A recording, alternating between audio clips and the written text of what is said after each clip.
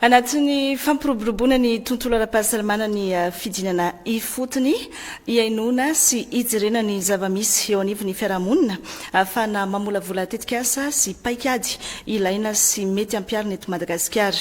Natao ny fidinana ifotony tany Nosbe nahitana ny olana sedrany mponina sy ireo mpiasa ny fahasalamana izay tsy maintsy hitadiavam-baolana sy nakasitrahana ihany koa ny ezaka vitan'izy ireo. Nitarika izany fitsidiana tany ifotony izany Ministra ny fahasalamam-bahoaka niaraka tamin'ny mpiara-miombonantoka avy amin'ny gouvernemanta amerikana eo anivon'ny tetikasa USAID Access.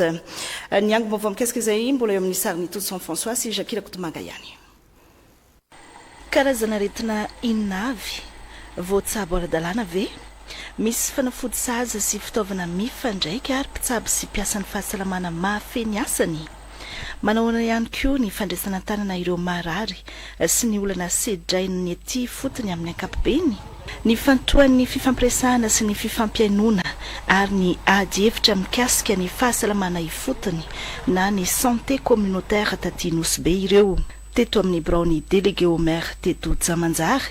Avy eo ny toy teto amin'ny Toby Vonjy, toby ny mpanentana ara-pahasalamana eto Dar es Salaam ary ny farana teto amin'ny CSB toby-pahasalamana sakaizan'ny tanora teto Ambatoloka no notsidia ny ministry ny fahasalamam-bahoaka professeur Zely Arvelo Randriamanantany sy ny mpiara-miombonantoka amerikana eo anivon'ny programa USAID Access.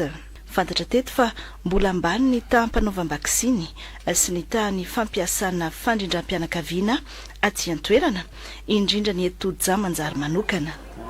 Ny fombafomba sy ny fady izay mbola tazomin'ireo olona aty an-toerana no anisan'ny sakana lehibe amin'ny fampiroboroboana ny fahasalamana ety fotony. Patna zany azoraina natoroa raha ty amin'ny arrondissement misy zahay.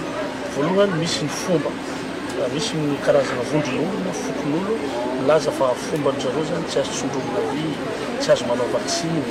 Izay ny voalohany. Dia ny faharoa ny sakana hitanay koa zany dia rehefa manao vaksiny indray mandeha le renin-jaza amin'ny zanany somary mafanafana otrikely le zaza no mefere le vaksiny dia tsy magnanaky izy ary tsy manampy ndraiky satria heveriny fa ratsy ny vaksiny, heveriny fa mamparary ny vaksiny ka zay fa manoloana an'izay dia misy plan d'action drafitrasa zahay maha président CCDS membre CCDS aty amin'ny faritra aty isorohana sy ahafahana miady amin'izay olana zay azahoantsika ny tanjona izay efa napetraka amin'ny fasakana.